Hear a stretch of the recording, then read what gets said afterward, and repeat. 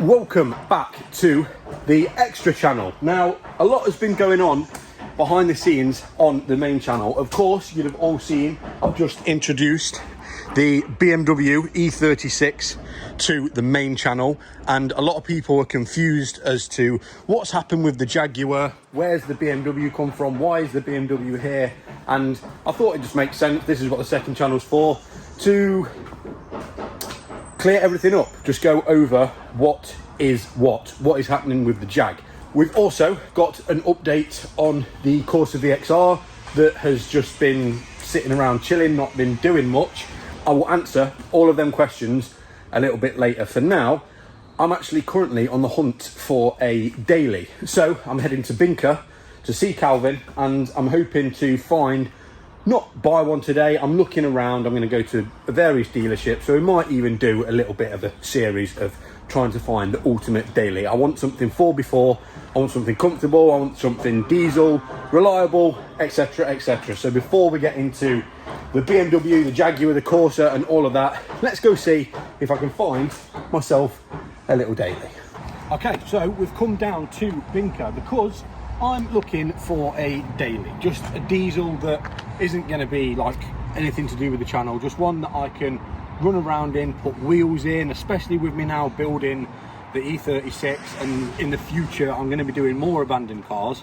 I just want something that is an SUV, so it's got a big boot, you're higher up, we've got the dog, and I want it to tick all the boxes. And of course, if I ever need to tow anything or pick a car up or borrow a trailer, an SUV is perfect for that. So Calvin has got some here.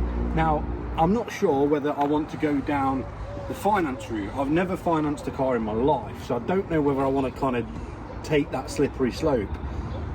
So I don't know whether to go for something that's a bit more modern on finance, or go for something that's a bit older that you just buy outright and then you own it. I feel like with doing the finance option, you come a little bit paranoid about the car, and that's the last thing I want for something that is primarily going to be a workhorse. So, I mean, I've never owned a Volvo, but these are actually quite, I don't know. It's got a full digital dash. I just don't know about a cream interior. I've never ever been a fan of a cream interior. There's a Mitsubishi Outlander here. That's a plug-in hybrid, never mind. A Range Rover. A Range Rover is something I love. I mean, check that out. That looks unreal, absolutely unreal. But then, of course, you've got Range Rover's reliability that isn't known for it, and all the costs that come with a Range Rover. So I think I'd prefer like X5 over something like this. But jump in the passenger seat, check how nice these look. These are such lovely cars. Just really nice to be. This still has that new car smell, and it's on 141,000 miles. If there's a reliable Range Rover out there, I would be interested, because these are such good looking, spacious, it's got a sunroof as well, cars. But I don't know, if it's something that I do want to just rely on as a workhorse, I'm not sure a Range Rover's the one.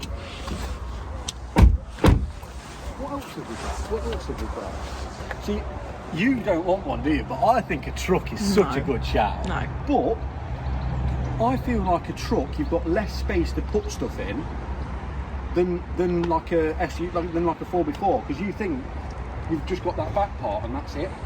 But I mean, one of these is so sick. Jump around the passenger side. This literally.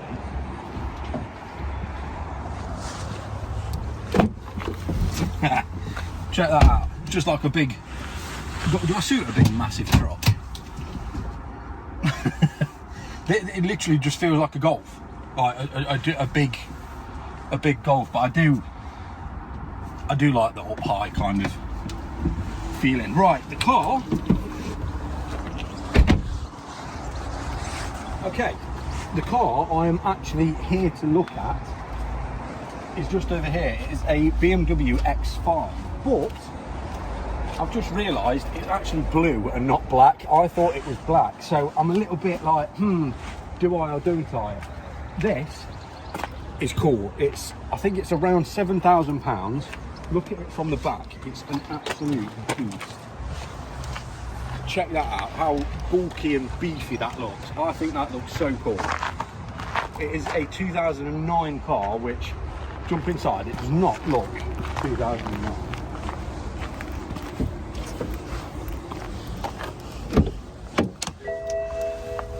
Check that out. Lovely interiors. I am becoming quite fond of the BMWs. Nice interior, you got a screen. I don't know if it's got Bluetooth or anything. It's not got heated seats. 2 cup holders, the armrest. I do like the idea of an X5, I really do.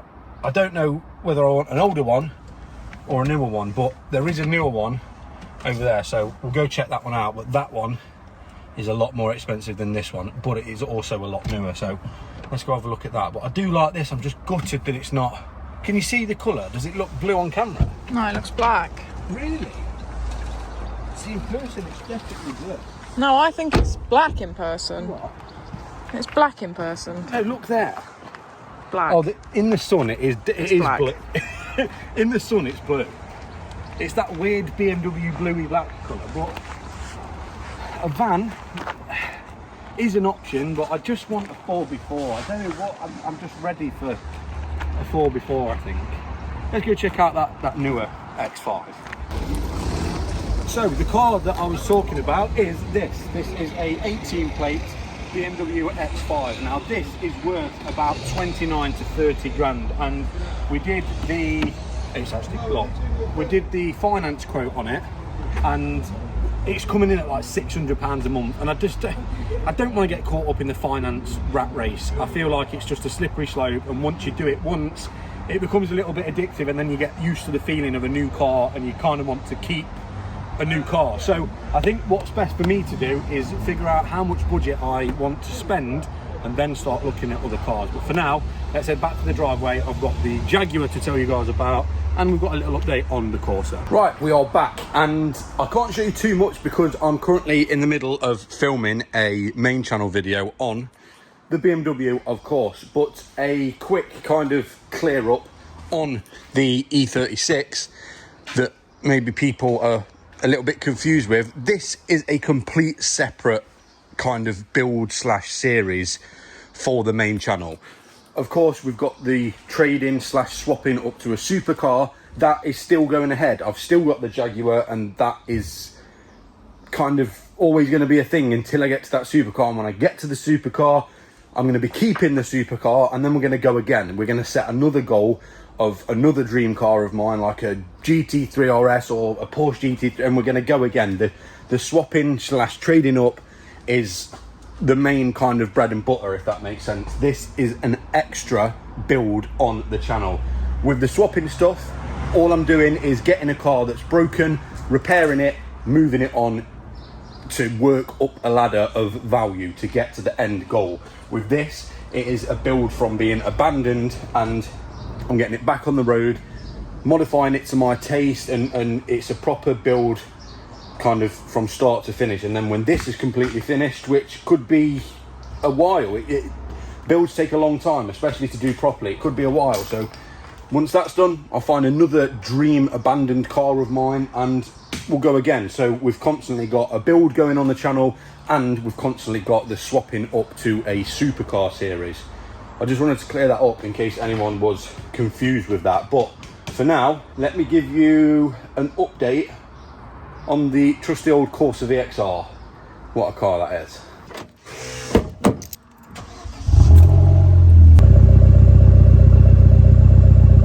Okay, an update on the Corsa VXR. Now, I bought this car for the second channel. I started the second channel, and I bought this because I wanted to just do a few modifications to it for when the swapping series was a little bit quiet. I'd have some content on the second channel that I didn't have to worry about spending ages editing, etc, etc. So it's a 2008 Corsa VXR, one previous owner, and it's actually a really, really reliable car. It's obviously not in the best condition outside. The wheels need refurbing. The bodywork isn't in the best condition. There's a bit of rust there. There's a scrape on the paintwork there. There's just bits and bobs that, if you wanted it to be perfect, would need sorting. This side skirt needs clipping back in. I have bought the original clips, but I've just not got round to fitting it. So I think what I'm going to be doing with this car, and I'll explain why, is selling it.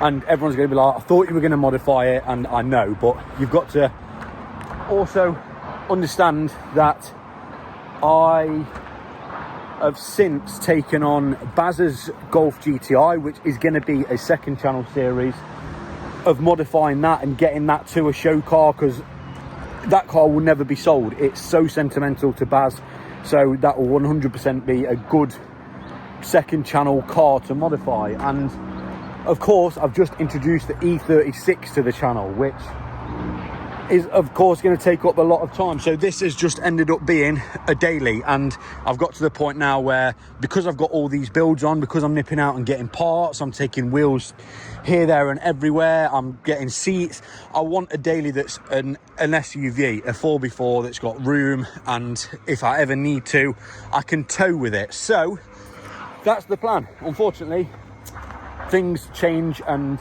plans kind of change. Again, if I didn't get offered Baz's car and if I didn't find the E36, I'd have all the time in the world for this car. But it is just, again, turned into a daily, and it's not a car that I want to daily. It's pretty loud.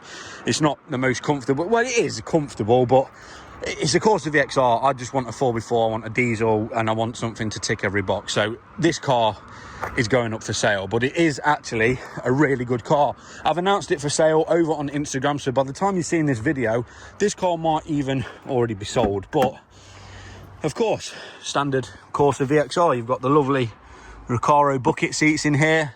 It's actually a really reliable car, and I've done about 5,000 miles in this thing, and it has not skipped a beat once. I've done nothing to it apart from change the bonnet. You've probably noticed that it's not got all that horrible rust on the bonnet anymore. And yeah, it's actually a good car, to be fair. And if I was maybe my younger self, I'd just keep it and daily it, but I've got no need for it now. I'd rather sell it and put £1,500 into a more adequate daily for me, a more useful daily for me, so to say. So that's the plan with the Corsa VXR. Unfortunately, it is going, but again, we've got Baz's car and the E36 as builds going on both of the channels. So that's the plan with that. Well, I knew it wouldn't be long until someone has, well, bought the car. There's someone on the way now. I'm just meeting them at a local Tesco, and they're going to be taking the Corsa VXR off my hands. I gave it a wash this morning, and it actually scrubs up pretty well. It's actually not a bad car. It just needs some love, and unfortunately I didn't have time to give it that love. So hopefully the new owner will enjoy my Corsa VXR, but for now we'll wait for them to arrive, and yeah, they'll be taking the VXR away and we can carry on the hunt for a daily. But for now, let's get back to the driveway, and we'll talk about the Jag. And just like that, we're back on the driveway. The Corsa, as you've seen, has now gone. They are very happy with that, and it has made it all the way back to Norwich, which is like 3 hours away from where I am. So that's gone. I am still on the hunt. I think I'm going to go X5. They just tick every box. I like my BMWs, but I want to make sure if it's the 3-litre diesel, it is the M57 engine. That is the more reliable engine. It's the one that doesn't need the timing changer in. So I've found one, but we'll go look at that when I've got time. At the moment, I'm just constantly filming. So yeah, last video you'd have seen was looking at all the rust on the E36. Now, I have ordered the wings, which have arrived, I mean, clearly, and we are booked in for all the welding to be done. The welding is being done next week, which is great. So I've got to do loads of stripping to make sure that nothing catches fire. We've got to take, not sure if the fuel tank's coming off or not, but we've got a load of stuff to do on the E36 to get it ready to go for welding. And yeah, it's going to be good, because after that, it's kind of like replacing a few like drop links, all the suspension, and getting the brakes ready, and then take it for an MOT and kind of see what it actually needs to get back on the road properly. So that is a quick update on the E36. I'm well buzzing with this project, as you can probably tell. Now, the big update, the big thing with this video, the title and thumbnail. What has happened to the Jag? Where's the Jag gone? Have you been scammed? Have you fallen out with road speed? Why in the world is there no videos on the Jag? Why did you have 3 weeks of not uploading a single YouTube video? And I'm going to answer that right now. So, I bought the Jaguar from a customer of Road Speeds. Now, before I carry on, me, Barry, Chris, and all the lads at Road Speed, they're legends. Like, I don't know why people assume that we've fallen out, why people are coming up with all these conspiracies. Like, they're good friends of mine now. They're not just kind of just for videos. They're good friends of ours, and we're going to the we're meeting them at the Nürburgring in a few months' time, and we haven't fallen out. There's so many of these people that are just coming up with all these conclusions as to what's happened. So I bought the Jaguar from a customer at Road Speed, and we said that obviously if I buy the car, I will need a ramp to get it back running. Now, going forward, I think it just makes sense for me to do everything on the driveway.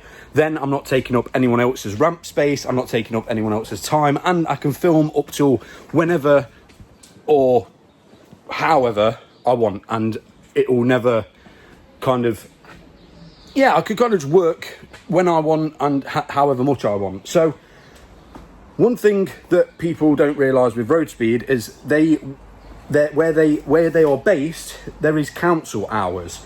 So they have to finish at 6, and they can't work past 2 o'clock on a Saturday, or they can't work on Sundays. That's just the rules of where they are.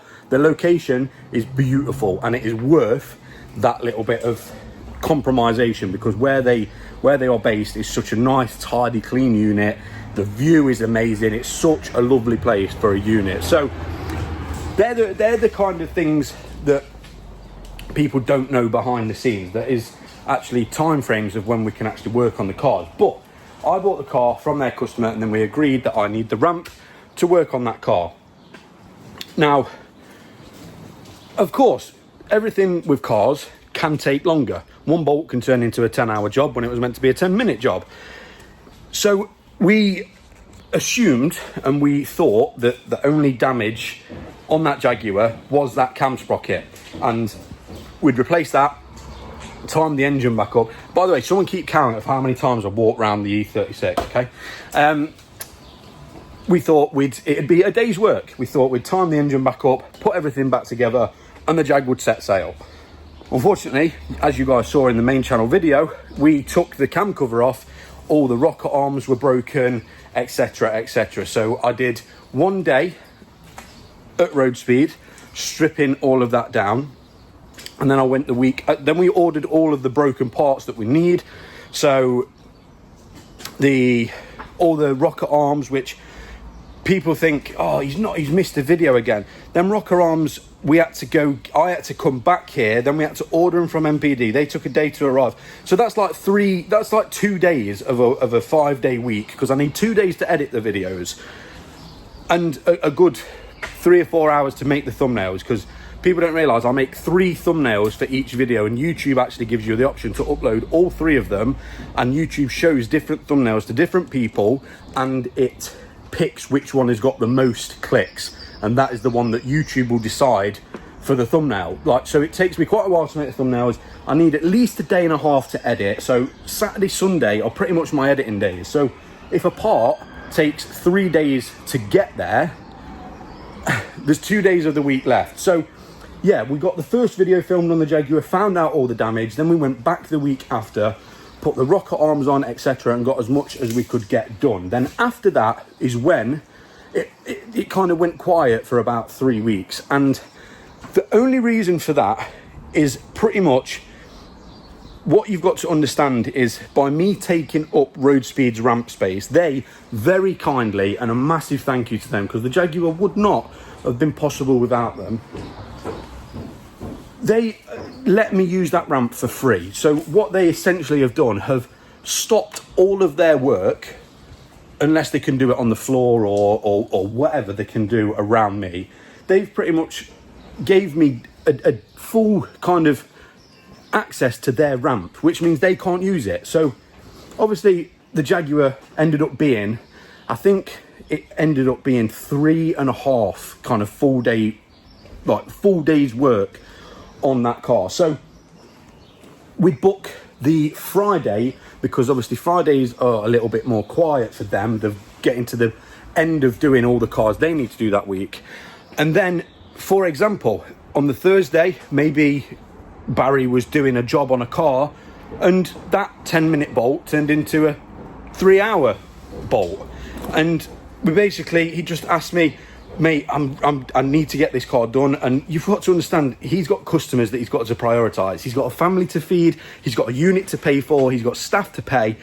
It's more important than a free ramp for a few hours for a YouTube video. Now, obviously, I had to bite the bullet and not upload for 3 weeks, but I took on Baz's car. So when it came to the next week, I'd bought Barry's car. So we missed the Friday. So then that meant I missed the Monday upload, because I was going to film all day Friday, edit Saturday, Sunday, upload it the Monday. So I missed that. And then we booked the Thursday for the next week. Now, Thursday came and I was saying how you're looking, and he was like, yeah, mate, you're all good to come. I've just got quite a lot on. I'm probably going to have to come in on Saturday to work, because he tries to avoid working the Saturdays if he can get everything done in the week. Of course, he's got a family. So I was like, look, I've just got Barry's GTI. I'm working on a big second channel video that took 2 weeks to film, getting all the parts, waiting for the parts to come, etc., realising it needed more than it did. I was like, look, you know what? I'm currently working on a big second channel video.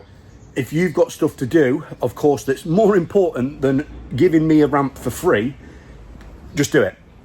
Get your stuff done. We'll do the week after. So the week after came, we went, and you'd have seen, got the Jag running, and then I waited till the following Monday to upload. But obviously by that time, I hadn't uploaded a video on the main channel for 3 weeks, but I was in here working non-stop on Baz's GTI, and you guys have seen the video on this channel. So that's why it ended up being 3 weeks. It's nothing like they're not letting me go to work on the car. It was kind of a bit of a mutual thing where I was like, mate, I realise you've got more important things to do. You've got customers that have paid and want their cars back. And the high-end cars that Road Speed work on have more demanding customers, because they're a higher end vehicle. They're not just your little Fiesta STs or your Corsa VXRs. They work on very nice, like, you've seen the cars in there, the Maseratis, the Ferraris. They've got a Hellcat in there, and they're cars that customers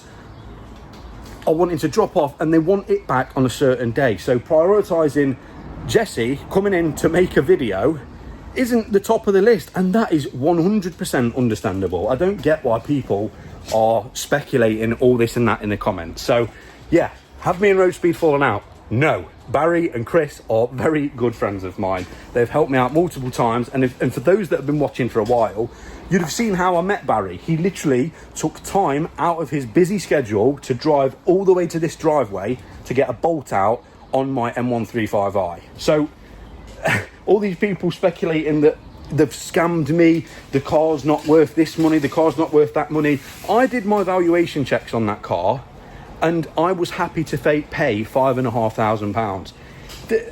Yeah. So to answer all the questions, no, me and Road Speed haven't fell out. Yes, the next video on the main channel, you'll be seeing this tonight, actually, which is Wednesday. The next video on the main channel is on the Jag. So today, I'm going to pick it up. So you'd have actually already seen, maybe if you follow my Instagram, you'd have seen that I've already got the Jag. So you'll be watching this video on Wednesday, and this week I'm filming the Jag. I'm going to pick it up. I'm getting it all ready, and we're hopefully going to be moving it on, getting ready for the next car. So there's the update on the Jaguar. I wanted to just put it all out there and explain everything. I know this clip's 11 minutes long already, but I wanted to clear everything up, and that is why I'm going to stop walking. In fact, no, I'm not. I need to burn calories. I'm fat. That is why I made this second channel, for stuff like this, to clear up any speculations and stuff like that. So everything is all good. We've got a Jaguar video dropping Monday on the main channel. After that, We've got another E36 video that you guys seem to be absolutely loving, which is great. And again, this is a separate build to the trade-in swap into a supercar series. So whenever that series, for example, like when I missed 3 weeks of uploading because the only thing I had on the main channel was the Jaguar, we have now got a build to fill in the blank spaces. So if ever I'm, for example, at the end of this week, I'm hoping to get the Jaguar up for sale. If that takes 2 weeks to sell, well, it doesn't matter because I can be working on the E36. So we've got an abandoned project and I'm hoping to do more of them in the future. And we've got the trading up to a supercar series. So we've got plenty of things on the horizon. We've got a video coming on Baz's GTI. We've ordered some parts for that. We've got some really cool parts. Baz has been busy going out, meeting people and getting parts for it. So the next video on that is going to be really cool. So I'll stop waffling, I'll stop walking, and I will let you guys carry on with your day. Thank you so much for watching. I hope that clears up any speculation. Everything is all gravy in the Navy. I'll see you guys in the next one. Peace.